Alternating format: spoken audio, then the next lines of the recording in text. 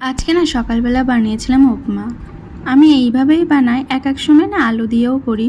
তো আজকে গাজর দিয়ে করেছিলাম, একটু বাদাম দিয়েছিলাম, আর তেলের মধ্যে না একটু গরম মশলা দিয়েছিলাম, গোটা গরম মশলা দিয়ে দিয়েছিলাম, আর একটু ঝাল ঝাল করে বানিয়েছিলাম। মিষ্টিটা না আমার খুব একটা ভালো লাগে না। তো তারপর খেয়ে না ছাদে চলে গেছিলাম। তোমাদেরকে তো এর আগে বলেছিলাম যে টাইম ফুল গাছ হয়েছে, আমি লাগাইনি, নিজে নিজেই হয়েছিল।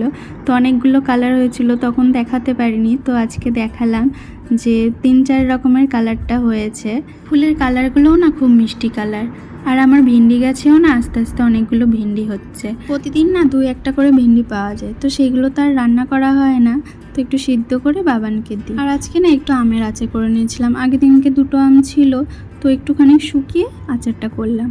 আমার না একটু টক আচার এসব না খেতে খুব ভালোবাসে, তো ভাবলাম 2টো আম ছিল, ওই জন্য না একটু আচার করে রাখলাম, তাহলে একটু খেতে পারবে। সব সময় তো থাকে না আচার ঘরে, তো ভাবলাম 2টো আছে যখন একটু করে রাখি। আর কয়েকদিন ধরেই চাটনি খেতে চাইছিল, তো চাটনি তো করে দেওয়া হয়েছে, আর আচারটা করে রাখলাম, যে যখন ইচ্ছে হবে খাবে। আজকে না মা একটা ফুলকপি এনেছিল বাজার থেকে, আমি তো নিরামিষ খাই, আজকে সোমবার। তো ফুলকপির তরকারি করলাম, আর বরবটি আলু ভেজেছিলাম, আর একটু ঘিমার শাক করা হয়েছিল। আজকে রান্নাটাও না তাড়াতাড়ি করে নিয়েছিলাম, কারণ বাবানের আজকে আবার গানের ম্যাডাম আসে, সোমবার করে গানের ম্যাডাম আসে, তো ওই জন্য তাড়াতাড়ি করে ওকে খাইয়েটাই ঘুম পাড়িয়ে দিই, যাতে বিকালে তাড়াতাড়ি উঠতে পারে। বাসনগুলো মেজে তারপরে বাবানকে স্নান টান করিয়ে খাইয়েটাই ঘুমটুম পাড়িয়ে তারপরে না আমি বাদবাকি কাজগুলো করেছিলাম। তো তোমরা ভালো থেকো আর সুস্থ থেকো, আবার পরে অন্য ভিডিওতে দেখা হবে।